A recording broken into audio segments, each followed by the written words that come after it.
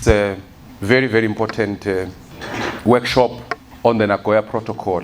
I'll just probably reflect for a few minutes why our meeting this morning is important. The history of humanity, particularly when it comes to the issues of safeguarding our environmental resources, really gained traction and consciousness in the 70s when the first meeting, which is what we call the meeting on human development, happened in Stockholm, which then was followed by the key meetings that took place in Rio in 1992, which gave birth to the 3 Rio Conventions, one of which is this convention that gave birth to the Nagoya Protocol, the CPD. Now, if you look at the CPD, our colleagues from the Secretariat probably are going to reflect on this. There are 3 objectives there. 1, let's conserve these biological resources. 2, let's utilize sustainably these resources, whether it's firewood, it's resources, let's utilize them sustainably. But then the 3rd one, which has been for a long time, at least in our context, has not really received the necessary attention, is that of how then do we equitably share on the benefits and how to ensure access to the issue of genetic resources. Now I think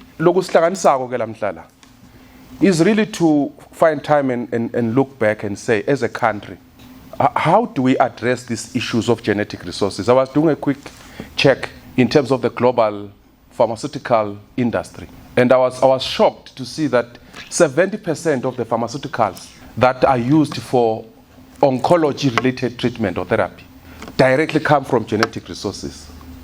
And surprisingly, 40% even, universal pharmaceutical, the industry as a whole.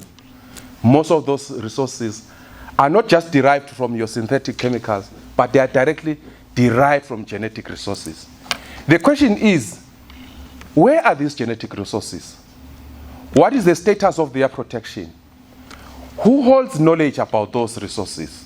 And how do those communities and those individuals who hold the knowledge and who keep those genetic resources benefit in the utilization?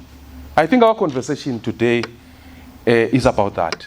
To say, as a country, as Eswatini, do we really know what genetic resources we have?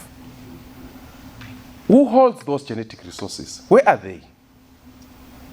What is the status of protection? Who has access to those genetic resources? What are they utilized for? And then, most importantly, who benefits out of those things? I think, ladies and gentlemen, we have a big question in our hand today, as diverse as we are, to really reflect and sit back and really deal with this question today, and probably maybe chart a way forward, which is going to really be key in terms of taking this country forward in the conversation around how we really begin to look and value these genetic resources. Because for a long time, we have not really valued this. Maybe the invent of Western medicine and other things have really numbed our consciousness in terms of us appreciating these resources. That's why even when we talk from a conservation point of view, we have allowed people to come here and explore these resources, take them out of the country without us knowing where they are taking these resources to. We are quite grateful to people who have really pioneered some of these initiatives. I saw Professor Priscilla from UNESCO and the colleagues from EMIP, previously SEMIP.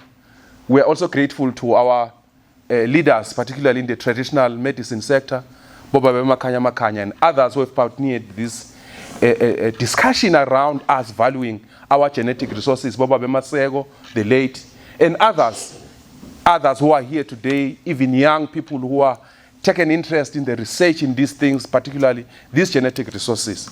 Now, our big question therefore today is what this Nagoya Protocol can deliver for us.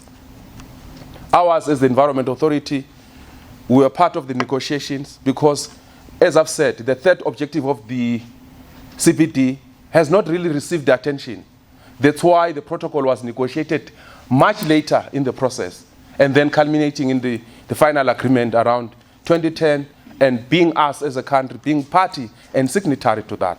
So therefore, we are fully committed, we are fully bound by the objectives of the protocol, so we really need to do our part, not only just to comply with the procedures which the colleagues are going to explain here, but also us as a country really beginning to value the resources that we hold as a country.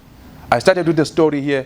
It may be a simplistic story, but the issue is, with the advent of AI today, what ability do we have really to begin to appreciate the resources that we have, to begin to appreciate the information that is associated with that, and begin to make sure that we guard that information and that knowledge, so that as a nation we can benefit from that knowledge and also benefit from those resources which we have kept through generations. With those words, Mr. Matsabula and colleagues, we want to wish all of us a successful discussion